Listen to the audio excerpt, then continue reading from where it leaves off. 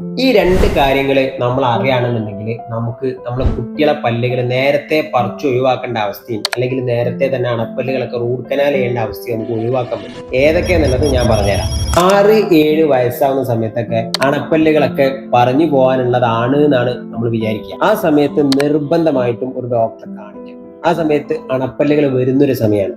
6-ാമത്തെ വയസ്സിൽ ബാക്കില് അണപ്പല്ല് ജീവിതകാലം മുഴുവൻ നിലനിൽക്കേണ്ട ഒരു പല്ല് വരുന്നുണ്ട്. പലപ്പോഴും അത് പറഞ്ഞു പോവാനുള്ളതാണ് എന്ന് വിചാരിച്ചിട്ട് ആ ഭാഗത്ത് അത്ര കെയർ കൊടുക്കാത്ത അവസ്ഥ വരാറുണ്ട്. ഡോക്ടറെ നിർബന്ധമായും ആ പല്ല് വരുന്ന സമയത്ത് 6-7 വയസ്സാവുന്ന സമയത്ത് കാണിക്കുക എന്നുള്ളതാണ് ഒന്നാമത്തെ കാര്യം. രണ്ടാമത്തത്, കുട്ടി രാത്രിയിലും രാവിലെയും നിർബന്ധമായിട്ട് ബ്രഷ് ചെയ്യുന്നതോടൊപ്പം തന്നെ ആ ബാക്കിലെ പല്ലുകളും കൂടി ബ്രഷ് എത്തുന്നുണ്ട് എന്നുള്ളത് ആ പ്രായത്തിൽ അമ്മമാര് അല്ലെങ്കിൽ പാരന്റ്സ് നിർബന്ധമായിട്ട് ശ്രദ്ധിക്കുകയും വേണം. ആ പല്ലാണ് ഏറ്റവും കൂടുതൽ കേട് വരുന്ന പല്ല്. ആ അണപ്പല്ലാണ് കൂടുതൽ ആൾക്കാർക്ക് റൂട്ട് കനാൽ ചെയ്യാൻ ചാൻസ് ഉള്ളതും. അതുകൊണ്ട് ആ പല്ല് ശരിക്കും ശ്രദ്ധിച്ചു കഴിഞ്ഞാൽ ആദ്യം നഷ്ടപ്പെടുന്ന പല്ല് നമുക്ക് ഒഴിവാക്കാൻ പറ്റും.